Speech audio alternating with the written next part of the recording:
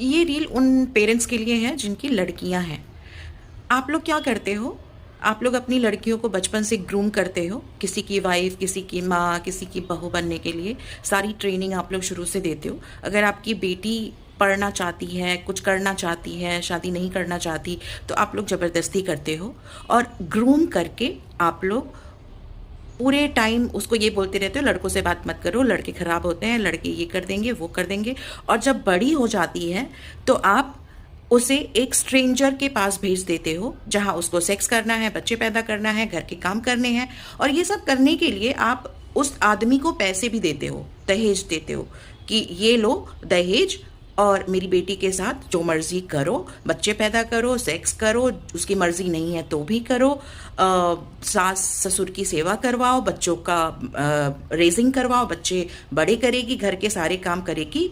और इस चीज़ के लिए आप उस लड़के को पैसा देते हो। मतलब सोचो कितनी बोझ आप लोग बेटियों को समझते हो कि आप लोग उसकी 50 लाख 1 करोड़ देके, दूसरे को देके उसकी शादी करके वहां भेज देते हो और आप लोग ये बोलते हो कि मेरी जिम्मेदारी खत्म हो गई। और ऐसा सच में है, मैंने लोगों को देखा है ये बोलते हुए। वो तब तक परेशान रहते हैं, लड़कियों को घर में बैठा के काम करवाते रहते हैं जब तक उनकी शादी नहीं हो जाती, और जब शादी हो जाती है तो वो बोलते हैं कि अब मेरी जिम्मेदारी खत्म हो गई। अरे, और लड़कियां जब पढ़ाई के लिए बोलती हैं, बीच में कुछ सीखने के लिए बोलती हैं, तो बहुत सारे लोग बोलते हैं कि अपने पति के घर जाके करना। अरे तुमने उसको पैदा किया है, तुम नहीं करा रहे हो, तो वो जो उसको एक अपनी ज़रूरतों के लिए ले जा रहा है वो क्यों कराएगा? उसको क्या मतलब है कि वो कंप्यूटर सीखे या एआई सीखे या पढ़ाई करे? उसको उससे कोई मतलब नहीं है। जब तुम लोग उसके माँ बाप होके जिन्होंने अपने शरीर से पैदा किया है तुम लोग नहीं करा पा रहे हो, तो दूसरों से एक्सपेक्ट करते हो कि वो कराएंगे?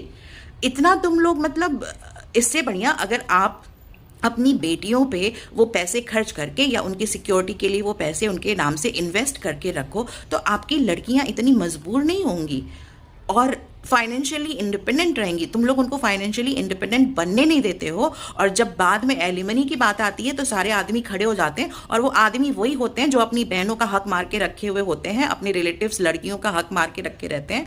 और अगर लड़कियां हक मांगने मायके में चली जाए तो भाइयों से रिश्ता खराब हो जाता है। वो भाई जो उसका अपना खून है वो उसको नहीं देना चाहता।